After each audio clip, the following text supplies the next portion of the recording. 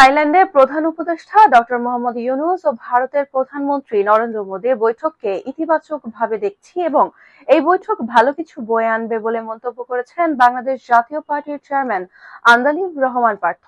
শনিবার বিকেলে ভোলায় নিজ বাসভবনে সাংবাদিকদের এক প্রশ্নের জবাবে তিনি এ মন্তব্য করেন। বাংলাদেশ জাতীয় পার্টির চেয়ারম্যান ব্যারিস্টার আন্দালিব রহমান পার্থ বলেন, থাইল্যান্ডে অনুষ্ঠিত বাংলাদেশ ভারত দ্বিপক্ষীয় বৈঠকটি ইতিবাচক। ডক্টর ইউনূসের অন্তর্বর্তী সরকার একটি বিপ্লবের সরকার, এটি একটি অভ্যুত্থানের সরকার, জনগণের দ্বারা নির্বাচিত সরকার না হলেও জনগণের সরকার। তাই এই সরকারকে ব্যর্থ হতে দেওয়া যাবে না। এই সরকার যাতে ফেল না করে, এজন্য প্রথম থেকে তার পাশে দাঁড়ানো আমাদের অঙ্গীকার।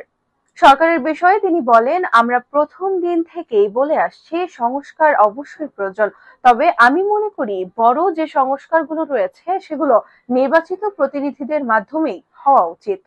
নির্বাচন প্রসঙ্গে তিনি বলেন, এত বছর নির্বাচন হয়নি, মানুষ নির্বাচনের দিকে তাকিয়ে আছে।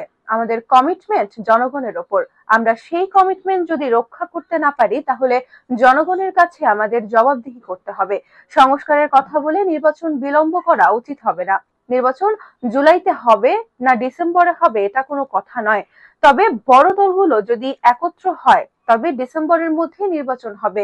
এ সময় ভোলা জেলা বিজেপির সভাপতি আমিরুল ইসলাম রতন, সাধারণ সম্পাদক মোতাসিম বিল্লাহ, সাংগঠনিক সম্পাদক প্রভাবক নূর নবী, সদর উপজেলা বিজেপির সাধারণ সম্পাদক আবুল বাশার বুলবুল সহ অনেকে উপস্থিত ছিলেন।